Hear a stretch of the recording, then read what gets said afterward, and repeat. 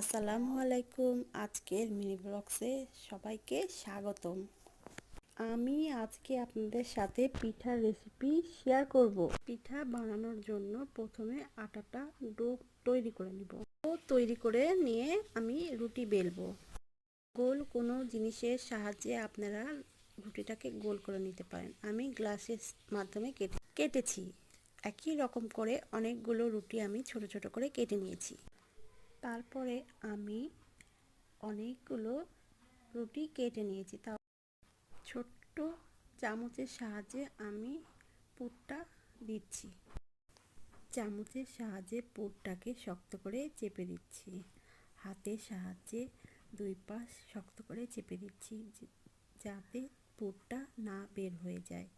এ পাশ থেকে ওই পাশ চেপে দিচ্ছি। তারপরে হাতের সাহায্যে ডিজাইনটা তৈরি করছি।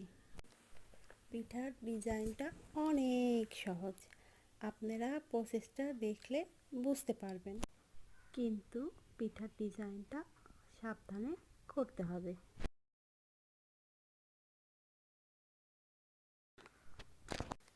এই যে আমার একটা পিঠা তৈরি করা হয়ে গেছে। সেম প্রসেসে আমি সবগুলো পিঠা তৈরি করে নিয়েছি। তারপরে আমি সুজিটা তৈরি করে নিয়েছি।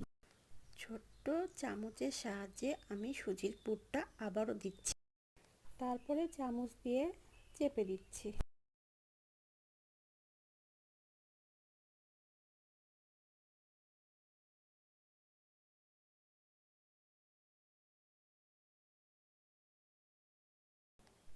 সেম প্রসেসে আবারও দুই প্রান্ত শক্ত করে চেপে দিচ্ছি।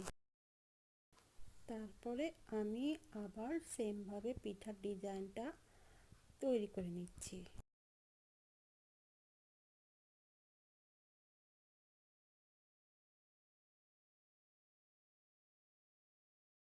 এই যে আমার একটা পিঠা তৈরি করা হয়ে গেছে। তারপর আমি একইভাবে অনেকগুলো পিঠা তৈরি করে নিয়েছি। তারপর আমি একটি পাত্রে তেল গরম করতে দিয়েছিলাম। তেল গরম হওয়ার পর আমি সবগুলো পিঠা আস্তে আস্তে একটি একটি করে দিয়ে দিচ্ছি। এই তো তৈরি হয়ে গেল আমাদের পিঠা রেসিপি। আজকের ভিডিওটা এই পর্যন্ত। সবাই ভালো থাকবেন, সুস্থ থাকবেন, আমাদের সাথে থাকবেন, লাইক কমেন্ট শেয়ার করবেন এবং সাবস্ক্রাইব করতে একদম ভুলবেন না।